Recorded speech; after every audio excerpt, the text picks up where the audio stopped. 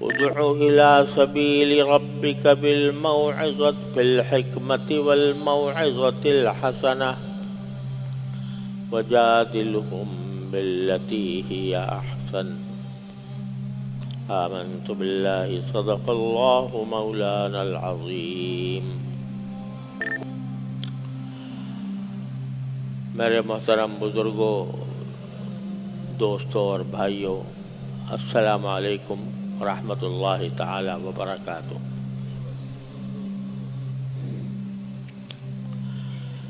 یہ آیت کریمہ ہے جو میں نے ابھی آپ کے سامنے تلاوت کی ہے۔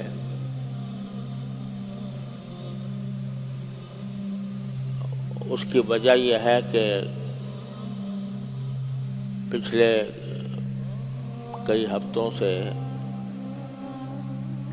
میں آپ حضرات سے ایک اہم فریضے کی طرف متوجہ کرتا رہا ہوں جو ہر مسلمان کے ذمہ واجب ہے، اور وہ یہ ہے کہ امر بالمعروف اور نہی عن المنکر، دوسروں کو نیکی کی ہدایت اور تلقین کرنا اور برائی سے روکنا۔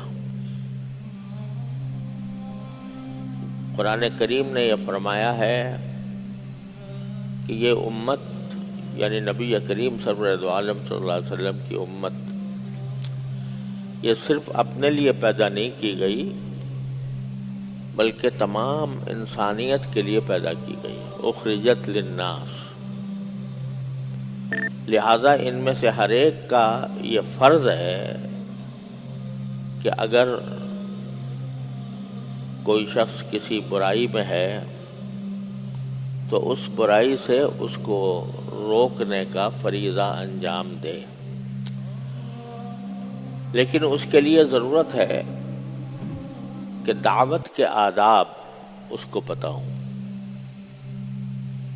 کہ دوسروں کو دین کی کسی بات کی طرف دعوت دینے کا طریقہ کیا ہونا چاہیے۔ تو یہ آیت جو میں نے آپ کے سامنے تلاوت کی ہے، اس میں اللہ تبارک و تعالی نے دعوت کے آداب بیان فرمائے، اور یہ فرمایا کہ ادع الی سبیل ربک، لوگوں کو دعوت دو، بلاؤ اپنے پروردگار کے راستے کی طرف۔ پروردگار کا راستہ ظاہر ہے وہی ہے جو اللہ تبارک و تعالی نے ہمارے لیے دین اسلام کی شکل میں عطا فرمایا۔ تو حاصل یہ ہوا کہ لوگوں کو دین کی طرف بلاؤ، اور دین کی طرف بلانے کا مطلب یہ ہے کہ دین کے تمام احکام کی طرف بلاؤ۔ اگر کوئی شخص کسی فریضے کو چھوڑے ہوئے ہے تو اس کو بلاؤ کہ بھائی یہ فریضہ اللہ نے عائد کیا ہے، اس کے بغیر نجات نہیں ہوگی، اللہ کے واسطے اس فریضے کو ادا کرو۔ اور اگر کوئی کسی گناہ میں مبتلا ہے تو اس کو بتاؤ، سمجھاؤ کہ یہ کام گناہ کا کام ہے، اس سے اپنے آپ کو محفوظ رکھو، کیونکہ دنیا کا کچھ پتہ نہیں ہے، کسی بھی وقت زندگی ختم ہو سکتی ہے، اور آخرت کے عالم میں انسان کا انجام برا ہو سکتا ہے۔ لیکن اس دعوت کے لیے اللہ تبارک و تعالی نے دو اصول بیان فرمائے، بالحکمت والموعظۃ الحسنہ، حکمت کے ساتھ بولا۔ حکمت بڑا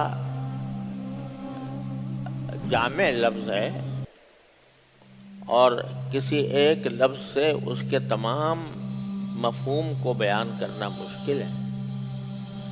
حکمت کے لفظی معنی ہوتے ہیں دانش مندی، عقل مندی، لیکن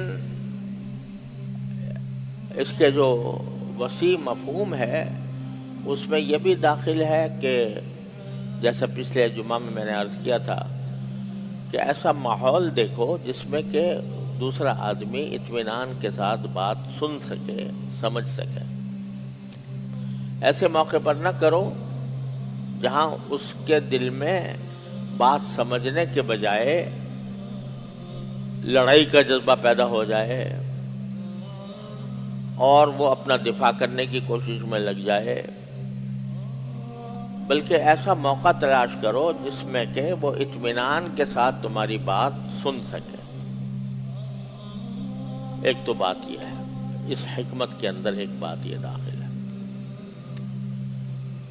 اور دوسری بات یہ داخل ہے کہ بات نرمی سے کرو، سختی سے نہیں۔ یعنی اگر کسی کو کوئی سخت برائی میں مبتلا ہے،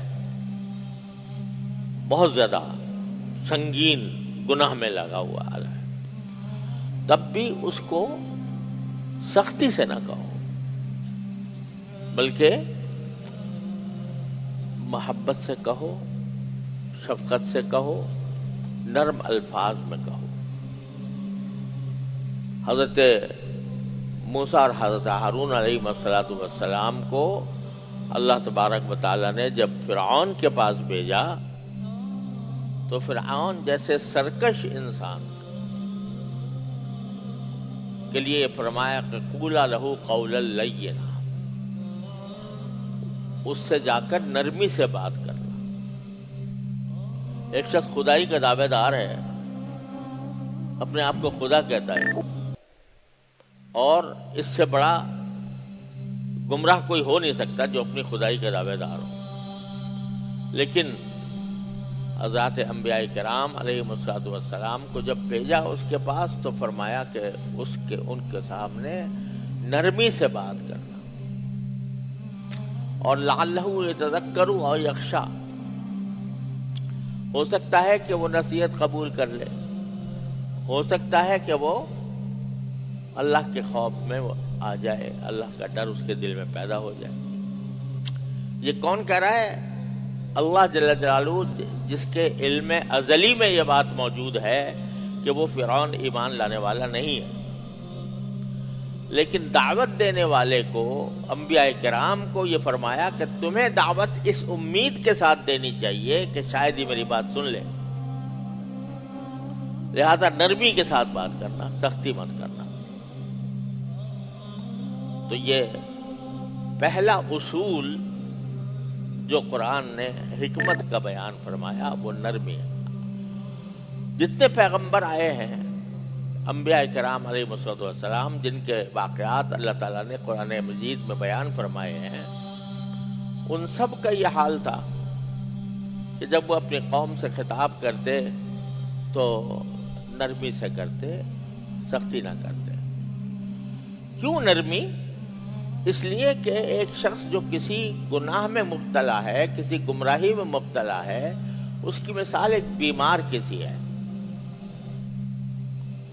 ایک جسمانی بیمار ہوتا ہے، ایک روحانی بیمار ہوتا ہے۔ جسمانی بیماری آپ سب جانتے ہیں، کس قسم کی بیماریاں آ جاتی ہیں انسان کے پاس پر۔